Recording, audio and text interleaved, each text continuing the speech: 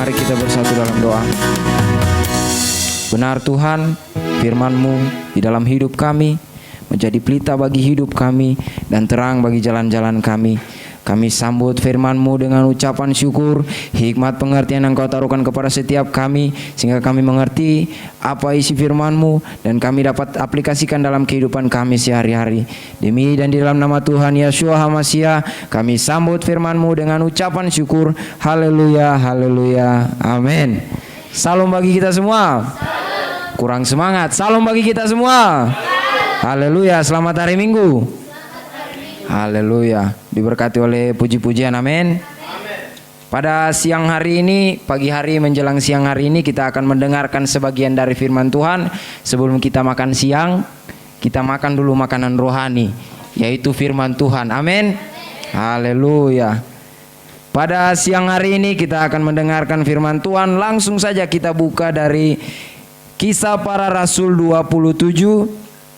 Kisah Para Rasul pasalnya yang ke-27, ayatnya yang ke-14 hingga ayatnya yang ke-20.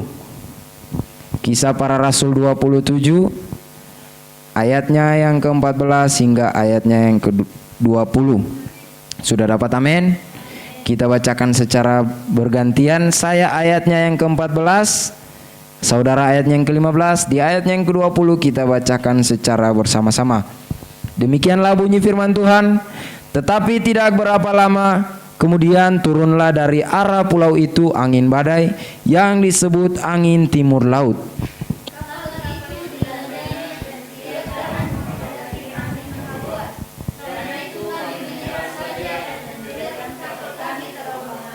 Kemudian kami hanyut sampai ke pantai sebuah pulau kecil bernama Kauda, dan di situ dengan susah payah kami dapat menguasai sekoci kapal itu.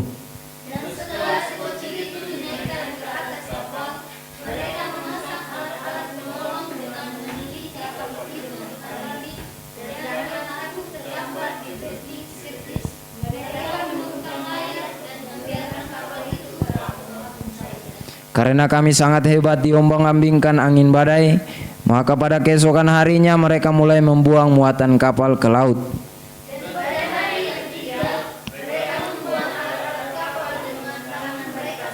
Sama-sama kita bacakan. Setelah beberapa hari lamanya, baik matahari maupun bintang-bintang tidak kelihatan, dan angin badai yang dahsyat terus-menerus mengancam kami. Akhirnya putuslah segala harapan kami untuk dapat menyelamatkan diri kami. Haleluya. Pada siang hari ini tema yang kita akan pelajari yaitu angin badai melanda. Kalau kita bacakan firman Tuhan tadi, angin badai itu melambangkan masalah hidup kita, yang artinya kita setiap manusia, kita tidak akan pernah terhindar dari segala masalah di dalam hidup ini. Baru kapal yang dimaksud tadi itu adalah diri kita, pribadi kita. Bagaimana kehidupan kita mau melewati badai tersebut, kita akan pelajari pada siang hari ini. Ada beberapa poin yang akan saya bawakan untuk kita semua. Kita akan mendengarkan poin-poin tersebut supaya kita pelajari dan kita akan aplikasikan dalam pribadi kita, amin. Pada siang hari ini langsung saja poin yang pertama, yaitu pasrah kepada Bapa Yahweh. Di ayat yang ke-15 di situ dikatakan, kapal itu dilandanya dan tidak tahan menghadapi angin haluan. Karena itu kami menyerah saja dan membiarkan kapal kami terombang-ambing. Yang artinya Bapak Ibu saudaraku yang terkasih, mungkin pada hari ini kita mengalami banyak sekali masalah, kita mengalami banyak sekali pencobaan. Tapi yakinlah, pada saat kita berpasrah kepada Tuhan, pada saat kita mendekatkan diri kepada Tuhan, mengambil tindakan bangkit dan mendekatkan diri kepada Tuhan, yakinlah Tuhan akan membimbing kita perlahan-lahan keluar dari masalah tersebut. Mungkin pada hari ini kita bilang, Tuhan aku tidak sanggup, Tuhan aku tidak kuat. Tetapi yakinlah pada saat kita mendekatkan diri, datang beribadah, inilah tindakan-tindakan kecil-kecil seperti ini. Kita datang beribadah, kita berdoa, kita baca firman Tuhan, itu sudah kita mendekatkan diri kepada Tuhan. Jadi pada hari ini bagaimana kita mau melewati beberapa masalah kita. Mungkin banyak sekali masalah yang kita hadapi pada hari ini. Saya pribadi pun, saya jujur-jujur aja, saya banyak sekali masalah saya. Ya masih muda tetapi banyak masalah. Tapi pada hari ini saya percaya pada saat saya berpasrah kepada Tuhan, saya mengikuti apa mau Tuhan dalam hidup saya akan dibimbing Tuhan keluar dari masalah tersebut. Sedikit demi sedikit pasti akan jadi. Tetapi pada hari ini bagaimana kita percaya kepada tindakan Tuhan dalam hidup kita, yaitu pasrahlah kepada Tuhan. Pada hari ini banyak sekali goncangan, yaitu dengan virus-virus, dengan vaksin-vaksin apa segala macam itu. Hari ini kita bilang susah kali, ya kan? Kita mau pergi buat KTP harus disuruh mana vaksinmu. Pergi buat vaksin mana KTP-mu, serba sulit, ya kan? Jadi pada hari ini masalah sudah melanda kehidupan kita. Bagaimana kita mau melewati setiap itu? Ingat, seperti lagu penyembahan kita tadi katakan, bukan dengan kekuatanku ku dapat jalani hidupku. Yang artinya kita tidak akan pernah kuat menjalani kehidupan kita tanpa Tuhan. Mungkin banyak orang di luar sana banyak sudah memiliki kekayaan, tetapi jangan kita iri hati terhadap mereka yang memiliki segalanya. Mereka belum tentu memiliki kekayaan rohani. Amin. Kita pada hari ini kita dekatkan diri kepada Tuhan. Kita mungkin kekayaan kita tidak soal materi, kita tidak banyak, tetapi dalam rohani kita memiliki segalanya. Amin. Harta kita tidak terkumpul di muka bumi ini, tetapi harta kita terkumpul di sorga. Amin. Pada hari ini Bapak Ibu, kalau kita mau mengenal yang namanya masalah, kita terkenal yang namanya masalah, ingat, datanglah kepada Tuhan, curahkanlah segala isi hatimu. Jangan banyak sekali anak-anak muda pada saat ada masalah datang ke Facebook, WA, ya kan, curhat di WA.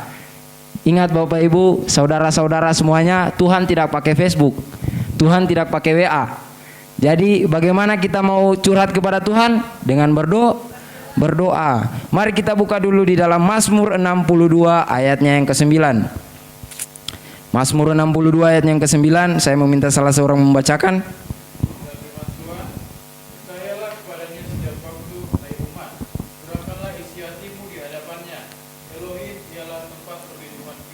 Percayalah kepada Tuhan, curahkanlah isi hatimu. Elohim adalah tempat perlindungan. Ketika kita mengalami masalah, ketika kita mengalami pencobaan, datanglah kepada Tuhan. Ingat firman Tuhan katakan, tempat perlindungan itu Elohim. Curahkanlah isi hatimu, segala masalahmu, mau kita masalah dalam berhubungan pacaran atau suami istri, masalah ekonomi, curahkanlah kepada Tuhan. Segala isi hatimu, apapun yang terjadi dalam hidupmu, curahkanlah kepada Tuhan. Sebab pada hari ini, pada saat engkau curahkan semuanya itu kepada Tuhan, yakinlah Tuhan akan mengubah hidupmu, kutuk menjadi berkat. Amin. Haleluya. Itulah poin yang pertama. Dan poin yang kedua yaitu manfaatkan kesempatan dalam kesempitan. Poin ini mungkin sering kita dengar, itu adalah pepatah mungkin ya. Kita bilang itu pepatah, yaitu manfaatkan kesempatan dalam kesempitan. Tapi kita manfaatkan yang positif. Jadi di ayat yang ke-16 dan 17 di sini katakan, kemudian kami hanyut sampai ke pantai sebuah pulau kecil bernama Kauda, dan di situ dengan susah payah kami dapat menguasai sekoci kapal itu. Dan setelah sekoci itu dinaikkan ke atas kapal, mereka memasang alat-alat penolong dan dengan meliliti kapal itu dengan tali. Dan karena takut terdampar di beting Sirtis, mereka menurunkan layar dan membiarkan kapal itu terapung-apung saja.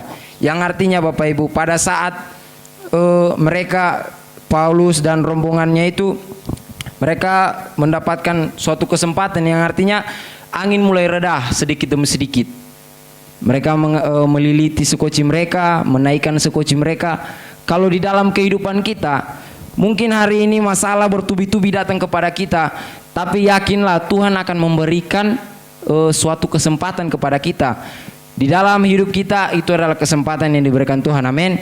Makanya ada lagu yang katakan seperti ini, hidup ini adalah kesempatan. Kesempatan untuk apa? Datang kepada Tuhan, memuji Tuhan, beribadah kepadanya. Jangan pada hari ini kita manfaatkan kesempatan untuk kita menyombongkan diri kita. Kesempatan Tuhan berikan untuk datang beribadah kepadanya, untuk mengubah kehidupan kita, bukan menyombongkan diri kita terhadap orang lain. Amin. Dan pada hari ini banyak sekali orang-orang yang tidak menyadari bahwasanya dia sombong.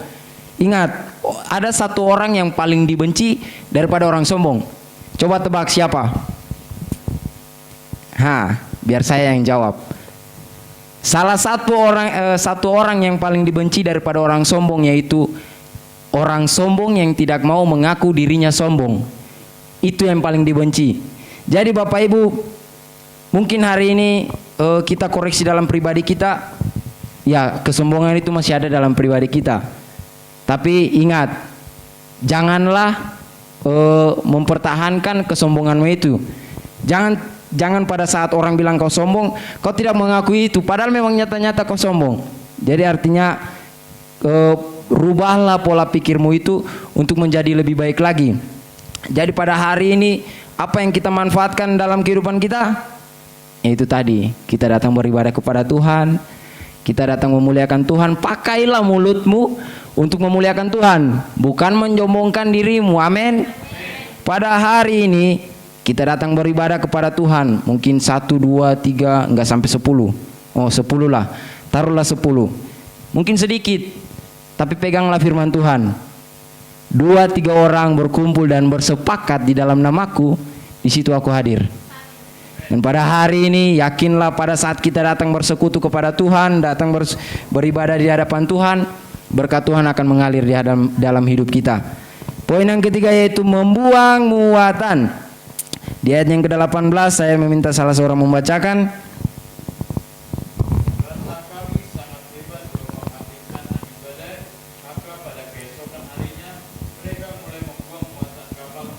Di ayat yang ke-19 dikatakan seperti ini juga. Dan pada hari yang ketiga mereka membuang alat-alat kapal dengan tangan mereka sendiri. Yang artinya buang muatan. Mereka membuang muatan supaya kapal mereka gampang, ringan. Jadi pada saat mereka terombang-ambing tidak terlalu bahaya. Demikian juga dengan kehidupan kita. Buanglah muatan. Muatan apa sih yang dibuang? Atau kubuanglah perobotan rumahku? Kan gak mungkin. Tapi yang dimaksud Tuhan yaitu buanglah sifat-sifat yang tidak baik, karakter yang tidak baik.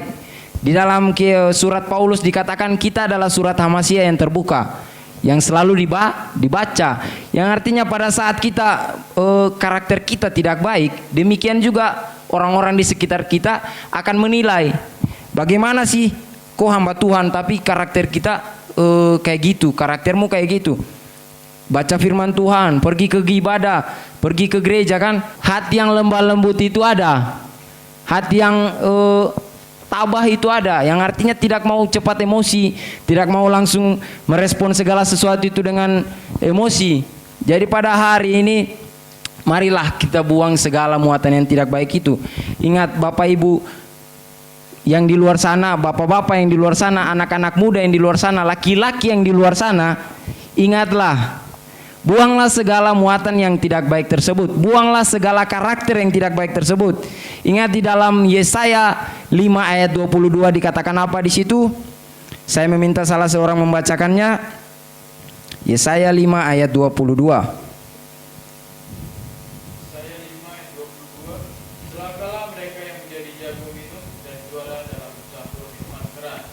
Haleluya. Ingat, celakalah orang yang jago minum dan yang juara dalam campur minuman keras. Saudara-saudaraku yang berkaum Adam, dengarlah. Tuhan katakan celaka. Kalau mau protes Nabi Yesaya. Ini saya hanya membaca kitab Nabi Yesaya, nubuatan Nabi Yesaya, perkataan Nabi Yesaya, yang artinya kalau hari ini kita tidak percaya akan firman Tuhan, silakan lakukan.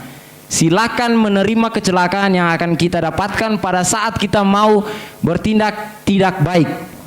Kalau anak-anak muda, bapak-bapak, laki-laki itu lebih mencondong kepada minuman keras, merokok, apa segala macam. Itu lebih kepada laki-laki, karena laki-laki ini setiap kali ada masalah bukan datang kepada Tuhan, datang kepada hal-hal yang tidak baik. Contohlah tadi minuman keras. Mereka pada saat mengalami masalah, mereka datang untuk pergi 35.000 mabuk. Udah kan? Pada saat mabuk, nyamanlah pikiranku. Padahal enggak. Pada saat mereka sadar, mereka tidak lagi baik. Mereka mengalami masalah lebih tambah lagi. Karena apa? Kekurangan lagi uang mereka. Jadi pada hari ini, untuk kaum-kaum bapak, kaum-kaum laki-laki yang di luar sana, yang mungkin tidak ada di tempat ini, amin. Untuk yang di luar sana, ingat, firman Tuhan katakan, celakalah mereka yang jago minum dan juara dalam campur minuman keras. Pada hari ini kita mungkin bilang, masih sempatnya, selesai ini baru bertobat. Hari Minggu pergi ke gereja, menghapuskan dosa dari Senin sampai Sabtu, ya kan? Itu sebagian besar orang pada hari ini. Tetapi ingatlah Bapak Ibu Saudaraku yang terkasih, mungkin pada hari ini kita menghapuskan segala dosa kita dari Senin sampai Sabtu pada hari Minggu. Tapi pada saat engkau berbuat dosa yang sama, itu tidak akan ada ampun dari Tuhan. Tidak akan Tuhan perhitungkan lagi pengampunanmu itu. Jadi pada hari ini, buanglah segala muatan yang tidak baik dalam hidupmu, sehingga Tuhan memberkati engkau dalam kehidupanmu. Amin. Poin yang keempat dan poin yang terakhir ini yaitu tabahkan hati. Tabahkan hati, Bapak Ibu. Jadi pada hari ini di ayat yang ke-22 di situ dikatakan, tetapi sekarang juga dalam kesukaran ini aku menasihatkan kamu supaya kamu tetap bertabah hati, sebab tidak seorang pun di antara kamu yang akan binasa kecuali kapal ini. Jadi Bapak Ibu, tabahkanlah hati kita. Sekalipun kita hari ini direndahkan, sekalipun hari ini kita dicaci, sekalipun hari ini kita dimaki orang, tapi tabahkanlah hatimu. Jagalah hatimu, jagalah mulutmu, sebab pada hari ini ketika kita bersandar kepada Tuhan, kita menambahkan hati kita, segala kutuk yang diberikan kepada kita, yakinlah akan dirubah menjadi berkat. Jadi mungkin pada hari ini kita beranggapan sudah tidak ada harapan lagi. Pada saat kita mengalami masalah, Tuhan, entah nggak ada lagi jalan keluar, nggak ada lagi harapan kulo Tuhan. Tetapi yakinlah Bapak Ibu Saudaraku yang terkasih, pada saat kita bersandar kepada Tuhan, kita manfaatkan segala kesempatan yang Tuhan berikan, yaitu melalui kehidupan kita. Kita mau meninggalkan segala karakter kita yang tidak baik, dan kita menambahkan hati kita. Yakinlah berkat itu akan dicurahkan terhadap kita, amin. Segala masalah yang terjadi dalam kehidupan kita, itu kita akan lewati, amin. Jadi pada hari ini Bapak Ibu Saudaraku yang terkasih, kesimpulan yang saya berikan yaitu, mari kita buka di dalam Roma 5 ayatnya yang ke-3. Roma 5 ayatnya yang ke-3 hingga ayatnya yang ke-4. Roma 5 ayatnya yang ke-3 hingga ayatnya yang ke-4. Di situ dikatakan seperti ini. Dan bukan hanya itu saja, kita malah bermegah juga dalam kesengsaraan kita, karena kita tahu bahwa kesengsaraan itu menimbulkan ketekunan, dan ketekunan menimbulkan tahan uji, dan tahan uji menimbulkan pengharapan. Ingat, kesengsaraan menimbulkan apa?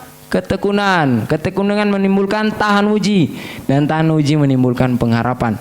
Itulah pengharapan yang kita dapatkan pada saat kita berharap kepada Tuhan. Pada saat kita mengalami masalah terus kita berharap kepada Tuhan, itulah pengharapan yang kita dapatkan. Demikian saja firman Tuhan pada hari ini yang boleh memberkati kita. Saya serahkan kepada Pak Gembala.